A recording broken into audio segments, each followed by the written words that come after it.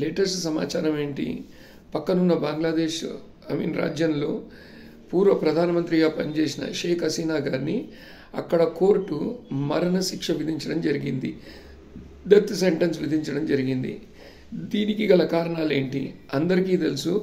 కొద్ది కాలం ముందు బంగ్లాదేశ్లో చాలా డిస్టర్బెన్స్ అంటూ జరిగింది. డిస్టర్బెన్స్ దేనికి జరిగింది, ఏ విషయంలో జరిగింది, ఒక ఒక ఒక ఒక 30-40 సెకండ్స్ మాట్లాడుకుంటాం. ఎందుకు జరిగింది అంటే, దీనికి ముందున్న ప్రధానమంత్రి షేక్ హసీనా ఎవరైతే ఉన్నారో ఆవిడ అప్పటికే దాదాపు 15 సంవత్సరాల నుంచి ప్రధానమంత్రిగా ఉండడం జరిగింది. అయితే ఆటోమేటిక్గా 15 సంవత్సరాలు ప్రధానమంత్రి పదవిలో ఉన్నప్పటికీ యాంటీ ఇన్కంబెన్సీ అంటే ప్రజల్లో కాస్త వ్యతిరేకత అనేది పుడుతుంది, వచ్చింది. అట్లా వచ్చిన భావనే విద్యార్థుల్లో కూడా వచ్చింది. విద్యార్థులు మాకు ఈ హసీనా నడుపుతున్న ప్రజాస్వామ్య ప్రభుత్వం మీద మాకు నమ్మకం లేదు, దయచేసి ఎన్నికలు నిర్వహించి ప్రభుత్వాన్ని మార్చండి అని చెప్పి ఉద్యమాన్ని చేయడం మొదలుపెట్టారు. ఉద్యమం చేస్తూ క్రమంలో వీళ్ళపైన, ఈ విద్యార్థులపైన షేక్ హసీనా గారు అమానుషంగా మిలిటరీ దాడి చేపించి ఒక స్టూడెంట్ని బలి తీసుకోవడం జరిగింది. ఇది దాదాపు అన్ని టీవీ ఛానళ్ళు ఆల్మోస్ట్ వాళ్ళందరి దగ్గర సెల్ ఉంది కాబట్టి రికార్డు కూడా చేయడం జరిగింది.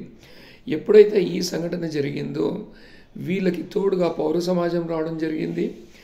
దాంతోపాటు రాజకీయ పార్టీలు, సరే బంగ్లాదేశ్ ఇస్లామిక్ రాజ్యం కాబట్టి అక్కడున్న మదర్సా నడుపుతున్న మదర్సాలు కూడా వీళ్ళకి ఈ యొక్క ఉద్యమానికి తోడై ఎట్లాగైనా షేక్ హసీనాని గద్దెదించాలి అన్న ఒక దృఢ సంకల్పంతో ఉద్యమం చేయడం మొదలుపెట్టారు. అయితే ఈ క్రమంలో పిల్లలకి దగ్గర అవ్వాల్సింది పోయి, విద్యార్థులతోటి కూర్చొని చర్చించాల్సింది పోయి, షేక్ హసీనా వాళ్ళపైన దాడులు జరగడం జరిగింది. దీంతో మొత్తం యావత్ బంగ్లాదేశ్ మొత్తం ఏకమై ఆఖరికి ఏ పరిస్థితి వచ్చిందంటే, హసీనా గారు దేశం వదిలి భారతదేశానికి రావడం జరిగింది. భారతదేశంలో ఆశ్రయం పొందుతూ ఉంది కూడా ఇప్పుడు కూడా. అయితే దీన్ని దృష్టిలో పెట్టుకొని, ఇవన్నీ దృష్టిలో పెట్టుకొని అక్కడి వాళ్ళు కోర్టులో కేసు వేయడం జరిగింది. ఆ కోర్టు నిర్ణయం నిన్నేమని ఇచ్చారు, హసీనా గారికి మరణ వాంగ్మూలం ఇవ్వడం జరిగింది. ఇప్పుడు మనం చూడాల్సింది ఏంటంటే, భారతదేశం షేక్ హసీనాని వెనక్కి పంపుతుందా? ఎందుకంటే బంగ్లాదేశ్ విముక్తిలో భారత పాత్ర చాలా ఉంది.